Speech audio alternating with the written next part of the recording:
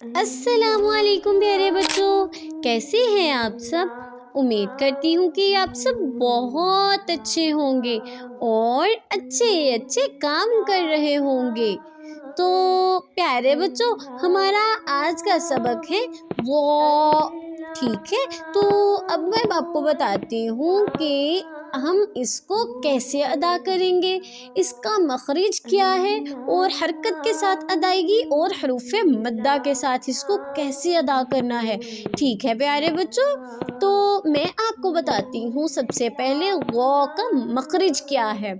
زبان کی نوک جب اوپر والے دو دانتوں کی نوک سے لگے، ٹھیک ہے پیارے بچوں، ایسے و، ٹھیک ہے؟ اور یہ حروف لسویہ میں سے ہیں، یعنی یہ دو طرح کے حروف میں سے ہے۔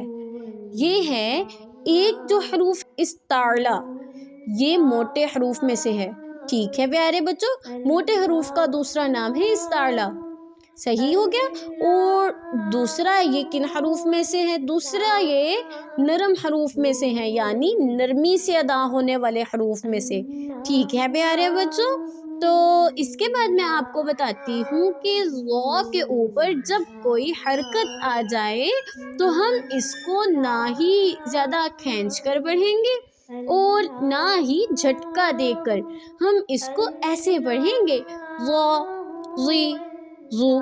اور سب سے اہم بات، اس کی ادائیگی میں آپ نے اردو کی لینگویج نہیں یوز کرنی، ہم نے اس کو توئیں زوئیں کی طرح نہیں پڑھنا، ہم نے اس کو ظ کی طرح پڑھنا ہے، ٹھیک ہے پیارے بچوں؟ ہم اسے پڑھیں گے ظ، اور حروف مدہ کے ساتھ اس کی ادائیگی، اس میں جب ہم پڑھیں گے حروف مدہ کے ساتھ تو ہم اس کو ایک الف کے برابر کھینچ کر پڑھیں گے، ٹھیک ہے پیارے بچوں؟